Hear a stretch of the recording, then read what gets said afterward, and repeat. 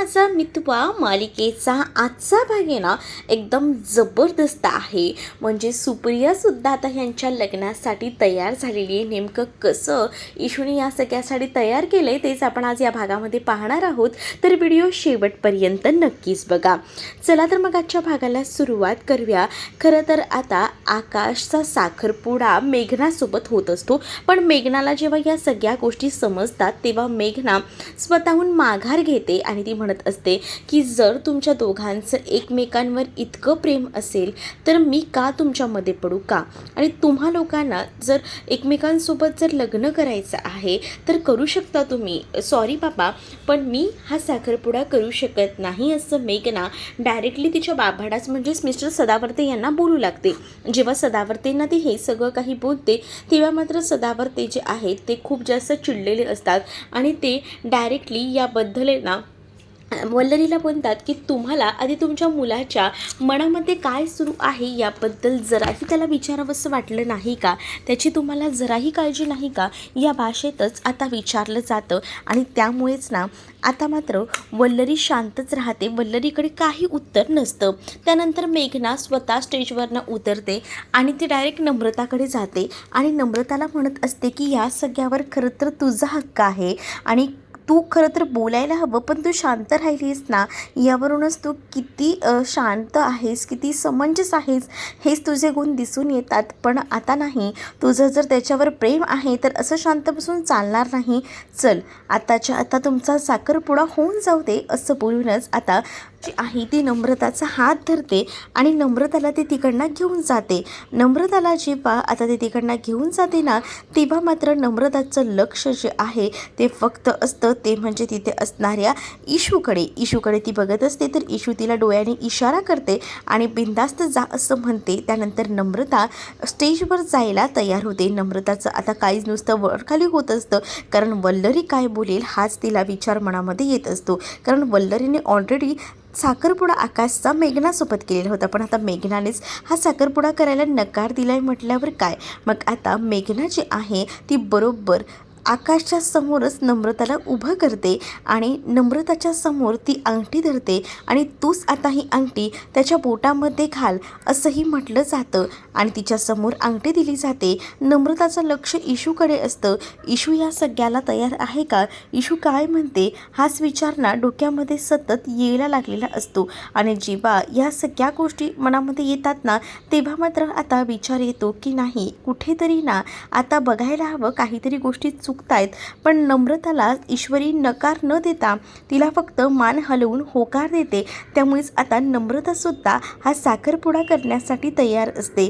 ती आकाशकडे एकटक पाहत असते, पण आकाशला सुद्धा आपल्या आईची काळजी असते, कारण का वल्लरीने त्याला आता वचनामध्ये अडकवून ठेवलेलं होतं, शपथ द्यायला लावलेली होती की तू काही झालं तरी नम्रतासोबत अटॅचमेंट ठेवणार नाहीस, हे देखील तिने म्हटलेलं होतं.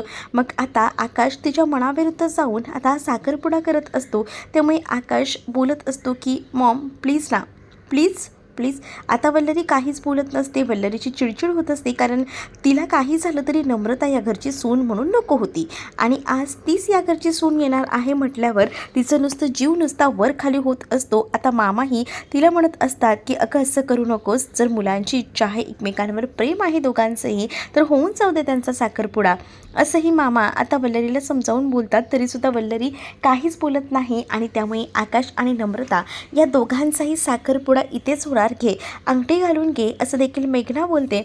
मग आता मेघनाच तिला एवढं सगळं बोलत असते म्हटल्यावर मेघना जी आहे तिच्याकडनं नम्रता रिंग घेते आणि ती आता आकाशच्या बोटामध्ये रिंग घालते. त्यामुळे आकाश खूप जास्त खुश झालेला असतो, तो सुखावलेला असतो, कारण या सगळ्या गोष्टींना त्याला फायनली हव्याशा होत्या आणि आज त्याचं स्वप्न ते पूर्ण झालेलं होतं. मामाही खुश असतात, मामालाही आपली सून म्हणून नम्रता पसंत होती आणि त्यामुळे मामाही आनंदाने टाळ्या वाजवायला सुरुवात करतात. मामा जेव्हा टाळ्या वगैरे वाजवतात ना तेव्हा दुसरीकडे आता आकाशही नम्रताच्या पोटामध्ये अंगठी घालतो. नम्रताच्या पोटामध्ये आकाशने अंगठी घालल्याबरोबर सगळं काही एकदाचं सार्थकी लागल्यासारखं झालेलं असतं. म्हणजेच कसं वाटत असतं की या सगळ्या गोष्टी बरोबर व्हायला हव्यात आणि अगदीच तशाच झालेल्या असतात. नम्रता फायनली आकाशची झालेली असते. घरामध्ये आनंद असतो तो म्हणजे खास करून अंजलीला सुद्धा. अंजली ही पाहतच राहते, कारण अंजलीला वाटायचं की नम्रता या घरची सून व्हावी आणि असंच झालेलं असतं. आणि त्यामुळे आता खूप चेहऱ्यावर सगळ्यांच्याच आनंद स्पष्टपणे दिसत असतो. आता नम्रताला मेघना म्हणत असते की जे तुझं आहे ते तू हक्काने मागायला हवं होतं, माघार घाटायचं नाही. आणि त्यामुळेच आता तुझा आकाश हा तुझा झालेला आहे. दोघांनाही तुमच्या पुढील वाटचालीसाठी शुभेच्छा. मेघनाही त्यांना आता शुभेच्छा देऊ लागते. ईश्वरी खूप जास्त खुश असते. ईश्वरीच्या डोळ्यात बघूनच आता तिचा झालेला आनंद या सगळ्या काही गोष्टींना आता सरळ आणि स्पष्ट दिसत असतात. आणि त्यामुळे आता आजीही खूप जास्त खुश असते. तर दुसरीकडे आता ईश्वरीच्या चेहऱ्यावरचा आनंद अर्णव हळूच बघतो. अर्णवच्या लक्षात येतं की चला फायनली तिच्याही मनासारखं झालं आहे, तीही खुश झाली आहे. तर आता ईश्वरीला खरं तर अर्णवचे कौतुक करायचे असते, अर्णवचा आभार मानायचा असतात. म्हणून अर्णवला ती थोडं मागे बोलवते. अर्णवही आता हळूच मागेही जातो. मग त्यावेळेला ईश्वरी त्याच्यासोबत बोलत असते आणि म्हणत असते की थँक्यू, तुम्ही माझा इतका विचार केलात म्हणून. तरी आता ईश्वरी बोलत असते आणि ईश्वरी जेव्हा हे सगळं बोलते ना, तेव्हा ती म्हणते की तुम्ही खरंच दोन प्रेम करणाऱ्या व्यक्तींना जवळ आणलेलं आहे आणि त्यातच सगळं काही आलं. आणि तुम्ही जर त्यांचा एवढा विचार करताय तर तुम्ही एकदा माझ्याही मनाचा विचार करा, आपल्या प्रेमाचा विचार करा, असं देखील आता ती म्हणू लागते. आणि हळूच का होईना आता मनामध्ये जागा निर्माण करण्याचा प्रयत्न करत असते. पण त्यावर अर्णवचं काहीच उत्तर नसतं. अर्णव जो आहे तो आता शांत असतो. दुसरीकडे मात्र आता साखरपुडा वगैरे छान झालेला असतो. म्हणूनच आता सगळ्यांचे आशीर्वाद घ्यायला नम्रता आणि आकाश सगळ्यांकडे गेलेले असतात. मिस्टर अँड मिसेस सदावर्ते यांचेसुद्धा ते आशीर्वाद घेतात. त्यानंतर आता ईश्वरी, त्याचसोबत घरातले इतर मोठे सदस्य म्हणजे मामा, वल्लरी, त्याचसोबत आजी, या सगळ्यांचे आशीर्वाद दोघंही जण जाऊन घेतात. तर दुसरीकडे ईश्वरीला या सगळ्यामुळे खूप जास्त आनंद झालेला असतो, कारण फायनली नम्रताला तिचं प्रेम मिळालेलं असतं. कारण तिला ना तिच्या बहिणीबद्दल खूप काळजी वाटायची, कारण तिचं कसं होईल, काय होईल, आणि ती शेवटी तिचं प्रेम जे आहे तिने मिळवलेलं असतं. त्यामुळे आता इशू खूप जास्त खुश असते. नम्रताही साखरपुडा वगैरे जेव्हा होतो, सगळ्यांचे आशीर्वाद वगैरे घेऊन येतात, तेव्हा ती आधी जाऊन इशूला मिठी मारते. आणि हे सगळं बघून ना वल्लरीला राग येत असतो. वल्लरी खूप जास्त चिडलेली असते. ती समजते की ह्यांच्या सगळं काही मनासारखं झालं, पण हे त्यांच्या मनासारखं व्हायला नको होतं, असाही विचार ना आता सुरू असतो. तर दुसरीकडे मात्र आता हा जो काही आनंद असतो झालेला, त्यामुळे अर्णवही खूप जास्त विचार करण्यासारख्या गोष्टीत अडकलेला असतो. तो म्हणत असतो की या बहिणींचं बॉन्डिंग किती सुंदर आहे ना.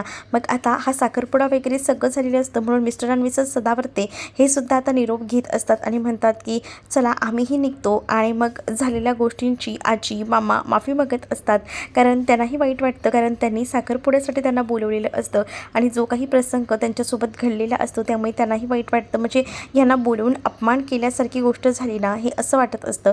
म्हणूनच ते आता तिच्याकडे माफी मागत असतात. आणि त्यानंतर तिकडनं मिस्टर आणि मिसेस सदावर्ते गेल्यानंतर इथे मात्र वल्लरी पिसायल्यासारखी करू लागते. वल्लरीचं चालू होतं, वल्लरीचं म्हणणं असतं की तुम्ही जे काही केलेलं आहे ते चुकीचं केलेलं आहे.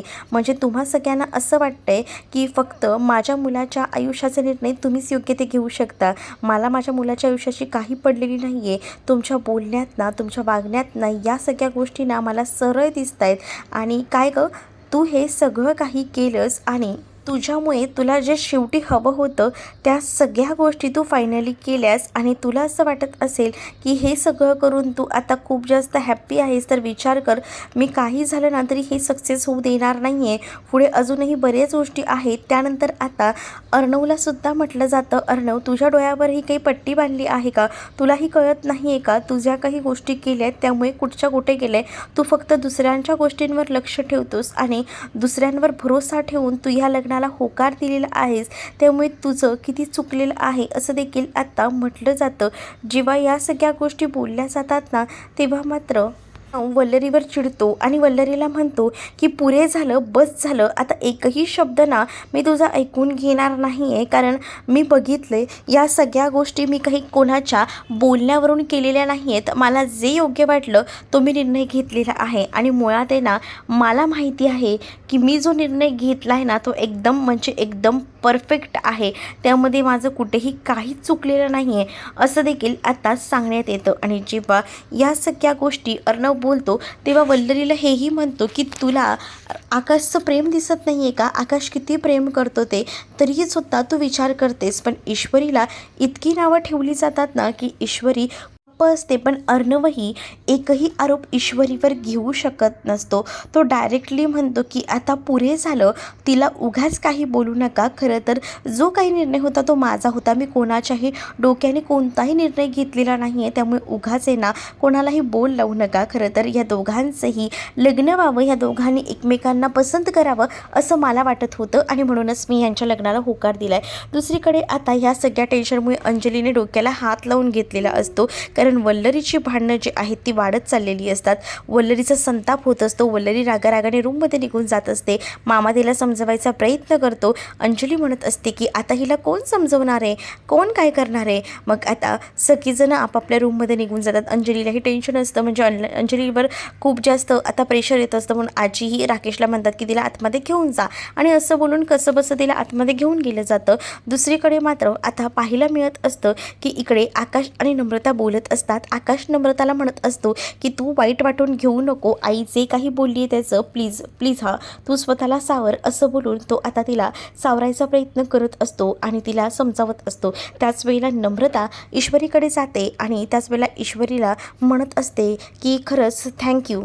प्रणव म्हणतो मी काहीच केलेलं नाही आहे, तुला जर थँक्यू बोलायचंच असेल तर तुझ्या बहिणीला बोल, कारण जे काही केलं आहे ते सगळं काही तिनं केलेलं आहे असं देखील अर्णव नम्रताला बोलत असतो. त्यावर तरीसुद्धा नम्रता शांत असते. नम्रताला खरंच ना आता स्वतःचं वाईट वाटत असतं, कारण नम्रता जे आहे ती विचार करत असते की ईश्वरीबद्दल आपण काय काय म्हणून विचार नाही केला, कारण ईश्वरी आपला किती विचार करते या गोष्टीच तिने बाजूला ठेवल्या होत्या. तिला वाटत होतं की ईश्वरी आपल्याबद्दल चुकीचा विचार करते, ती स्वतःचा स्वार्थ साधते. म्हणूनच आता नम्रता खूप जास्त गिल्टी फीलमध्ये असते आणि त्यानंतर इशूचं आता ती सॉरी बोलून आता तिला म्हणत असते की प्लीज ग इशू प्लीज सॉरी, कारण मला असं वाटलं होतं की तू माझ्याबद्दल दुसराच विचार करते. मी माझ्या मनाचा खूप मोठा गैरसमज करून घेतला होता, पण त्यासाठी खरंच मी तुझी माफी मागते असं देखील आता बोलत असते. आता नम्रताला काळजी असते. नम्रता ही विचार करत असते की आता काय होईल, कारण आता तिने तर साखरपुडा केला आहे, पण घरी जाऊन सगळ्या प्रश्नांची उत्तरं ही तिला द्यायची आहेत, पण ती कशी द्यायची उत्तरं हे काही कळत नसतात आणि त्यामुळेच ना आता खूप मोठ्या द्विधा मनस्थितीत नम्रता अडकलेली असते. पण नम्रताला ईश्वरी म्हणत असते की आपण बघूया ते, पण आता ना मी असं ऐकणार नाही आहे, मला ना पार्टी तर हवीच आहे, मला पार्टी हवी आहे. मग दुसरीकडे अर्णव जो आहे तो सुद्धा आकाशबरोबर उभा असतो. आकाश अर्णवला जाऊन मिठी मारतो आणि त्याला म्हणतो की खरंच दादा थँक्यू, मला खरं तर आईसमोर काय बोलावं काय नाही हे समजत नव्हतं, पण त्यावेळेला तू माझी साथ दिलीस ना म्हणून हे सगळं काही पॉसिबल झालं आहे. तू जर आज नसलं असतं तर माझं काय झालं असतं असंही आता आकाश म्हणत असतो. आणि त्याच वेळेला अर्णव म्हणतो इट्स ओके यार, तुमचं दोघांचं एकमेकांवर प्रेम आहे तर माघार का घ्यायची, बोलून टाकायचं, म्हणून तर तुझं चुकतं ना, असं करत नको जाऊ. तुझं जर प्रेम आहे तर एकदम बोलून टाकत जा, एवढंच मला वाटतं असं देखील आता अर्णव जो आहे तो आकाशला म्हणतो आणि त्याला सावरायचा प्रयत्न करत असतो. दोघे एकमेकांना मिठी मारतात आणि त्यानंतर आता अर्णव त्याला हेही म्हणतो की आपण छान आहे ना 5 स्टार पार्टी करूया. मग आकाशही तयार होतो. तेवढाच ना अर्णवला फोन आलेला असतो, त्यामुळे अर्णव जो आहे तो फोनवर बोलण्यासाठी आता बाहेर चाललेला असतो. अर्णव जेव्हा फोनवर बोलायला जातो तेव्हा मात्र आता खरं तर पोलीस आलेले असतात आणि त्यामुळे अर्णवला त्यांचा कॉन्टॅक्ट फोन आलेला असतो. दुसरीकडे नम्रता आता ईश्वरीला म्हणत असते की कसं होईल सगळं, आई एक्सेप्ट करेल का? तर इशू म्हणते की नको काळजी करू, होईल सगळं ठीक, मी आईशी बोलेन. मग तर झालं ना. पण आता पुन्हा एकदा इशू जी आहे ती नम्रताला घट्ट मिठी मारते, कारण नम्रताला तिचं प्रेम मिळालेलं असतं आणि इशूने ते फायनली करून दाखवलेलं असतं. त्यामुळे तिला आनंद झालेला असतो, कारण जेव्हा नम्रताचं पहिलं लग्न मोडलं होतं तेव्हासुद्धा ईशूला वाईट वाटलं होतं आणि आतासुद्धा हे सगळं जेव्हा असं होत होतं ना, तेव्हाही ती खूप जास्त गिल्टी फील करत होती. तिलाही वाटत होतं की नाही, काहीतरी चुकतंय, काहीतरी गणतंय. पण आता सगळ्या काही गोष्टी नीट झालेल्या असतात. दुसरीकडे पोलीस आलेले असतात आणि अर्णवच्या घराबाहेरच ते आलेले असतात. अर्णवला त्या डेड बॉडीबद्दल बोलत असतात. तर अर्णव म्हणतो की सॉरी, मगाशी माझा काहीतरी गैरसमज झाला. माझी बायको ही घरात नव्हती आणि त्यामुळे मला असं वाटलं की तुम्ही माझ्या बायकोबद्दल बोलताय. त्यावर ठीक आहे, तुमची बायको तर ठीक आहे ना, पण खरं तर ना आम्हाला एक डेड बॉडी सापडली आहे. साधारण 30 वर्षाची ती महिला आहे आणि ती खरं तर तुमच्या ऑफिसमध्ये काम करायची. हे बघा, तिचं आय डी कार्ड आहे. तुम्हाला आय डी कार्ड देतो, त्यावर ना तिची पूर्ण ओळख पटते का बघा. आणि तुमच्या घरी काम काय करत होती बद्दलची इन्फॉर्मेशन द्या आम्हाला काहीतरी, असं देखील पोलीस सांगू लागतात. तर अर्णव म्हणतो की ठीक आहे. मग अर्णवला ते म्हणतात की कधीपर्यंत तुम्ही आम्हाला या सगळ्याबद्दल इन्फॉर्मेशन काढून देऊ शकता. मग अर्णवला जेव्हा विचारलं जातं तेव्हा अर्णव म्हणतो की माझ्या परीनं मी प्रयत्न करतो, पण आता माझी बहीण जी आहे ना ती प्रेग्नेंट आहे आणि त्यामुळे सध्या घरात माझं लक्ष जरा जास्त आहे, तरी मी माझ्या परीनं प्रयत्न करतो आहे. अर्णव आता आपल्या मोबाईलमध्ये याचा फोटो काढून घेतो, कारण अर्णवलाही असं वाटत असतं की जर पोलीस म्हणत आहेत की काहीतरी झालेलं आहे आणि ह्या सगळ्याचा जो काही सूत्रधार आहे, जो मेन हेतू आहे, तो तर इकडचा असेल, आपल्या घरामध्ये काही घडणार असेल तर तिथे आपल्याला थांबायला नको.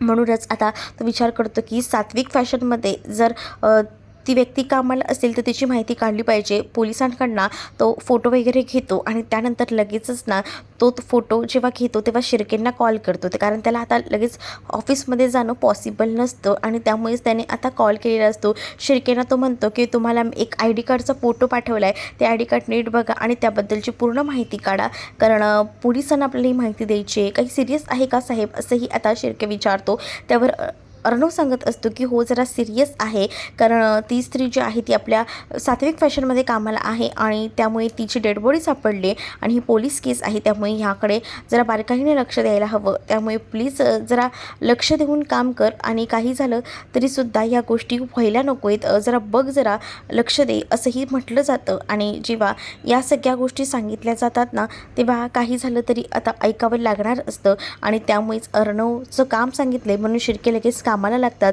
दुसरीकडे इशू आणि नम्रता आता घरी आलेले असतात आणि जेव्हा ते घरी येतात तेव्हा सुप्रियाला सगळ्या काही गोष्टी घडलेल्या आहेत त्या सांगू लागतात. आणि जेव्हा सुप्रियाला सगळ्या काही गोष्टी सांगितल्या जातात ना, तेव्हा सुप्रिया बोलते की काय म्हणजे साखरपुडाही झाला, मला ही गोष्ट कशी काही कळली नाही, हे सगळं काही चुकीचंच झालेलं आहे, असंही तिचं म्हणणं असतं. पण त्यावेळेला इशू म्हणते की बघ, जर दोघांचे एकमेकांवर प्रेम होतं तर तिथे आपणही काहीच करू शकत नाही आणि तूही नको असा विचार करू की का हे सगळं झालेलं आहे. जे काही झालं आहे ते स्वतःहून ॲक्सेप्ट कर, असंही म्हटलं जातं. आणि तेव्हा आता जी नम्रता आहे ती खरं तर बघत असते आणि इशू जी आहे ती म्हणत असते की आई राहू दे, रागवू नकोस, आता त्यांचा साखरपुडा झालेला आहे आणि नम्रताला तिचं प्रेमही मिळालं आहे. तुलाही माहिती आहे की नम्रताचं किती प्रेम आहे ते, आणि याआधी तिच्यासोबत काय काय घडलं या सगळ्या गोष्टी कळत आहेत ना तुला. पण अगं, त्या घरच्यांनी ॲक्सेप्ट केलं का हे सगळं? मग आता इशू म्हणते की अर्णव सरांनी स्वतः पुढाकार घेऊन हे सगळं केलेलं आहे. म्हणजे बघ, तू विचार कर ना, झालं आहे सगळं काही त्यांच्या मनासारखं. मग बाबांनाही ह्याबद्दल बोलायला हवं. बाबा काय म्हणतील? तर त्यावर इशू नम्रताला म्हणते की एक काम कर, तूच बाबांशी बोलून घे. मग आता हो, बाबा उठले ना की मी त्यांच्याशी पहिलं बोलून घेते, असंही नम्रता म्हणते. पण नंतर सुप्रिया म्हणते की तू नको बाबांशी बोलू, जो काही निर्णय आहे तो बाबांनी मी घेऊ, बाबांना मी सांगेन. पण आता इशू म्हणते पण आई तुझं काय, आई तुझा निर्णय दे ना, तुला हे सगळं मान्य आहे ना, कारण तू जेव्हा हो बोलशील ना तेव्हाच आम्हाला बरं वाटेल आणि तुलाही माहिती आहे की आमचं मुलींचं कसं असतं ते. मग त्यावर सुप्रिया जी आहे तिला खरं तर पसंत असतो आकाश, पण तिला त्या दडपणाखाली ती असते की अर्णव या सगळ्याला काय रिॲक्ट करेल आणि या सगळ्या गोष्टी. पण आता अर्णवनेच या दोघांचाही साखरपुडा करून दिला आहे म्हटल्यावर आता सुप्रियाकडे सुद्धा काही ऑप्शन उरलेला नसतो. सुप्रियाही आता हा साखरपुड्याचा स्वीकार करते, म्हणजे आकाशचाही जावई म्हणून ती स्वीकार करते. आणि त्यामुळेच ना ईश्वरीने ह्या सगळ्यामध्ये एक बेस्ट भूमिका निभावलेली असते, एक बहीण म्हणून आणि एक छोटी बहीण म्हणून तिने खरं तर खूप छान भूमिका निभावलेली असते. आपल्या मोठ्या बहिणीचं सगळं काही व्यवस्थित मार्गी तिने लावलेलं असतं. सुप्रिया ही म्हणत असते की मला आवडलं आहे, ठीक आहे, पण मी बाबांशी बोलते, तू नको या विषयावर बाबांशी बोलू. तर नम्रता आईला म्हणते की आई तुला पसंत आहे ना हे सगळं. तर शेवटी सुप्रिया हे स्वीकारते. मग आता सुप्रिया म्हणते की आज एवढं चांगलं घडलं आहे, आनंदाची गोष्ट आहे, तर मी एक काम करते, आपल्या सगळ्यांसाठी ना मस्त असं गोडाचं काहीतरी करते. तर नमू म्हणत असते की नाही तू नको, मीच करते गोडाचं काहीतरी. खुश झालेली असते ना ती खूप. मग नम्रता सुप्रियाची मिठी मारते आणि ती म्हणते की चला मी काहीतरी बनवायला जाते.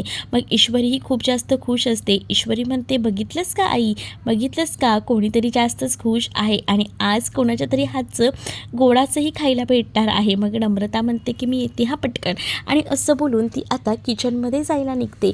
आणि जेव्हा नम्रता तिकडनं जाते तेव्हा ईश्वरी खूप जास्त तिला चिडवतही असते. नम्रता आता शांत असते कारण नम्रता तिच्या मनामध्ये असे गुजबम्स फुटत असतात, कारण तिला आज खूप जास्त हॅप्पी असते.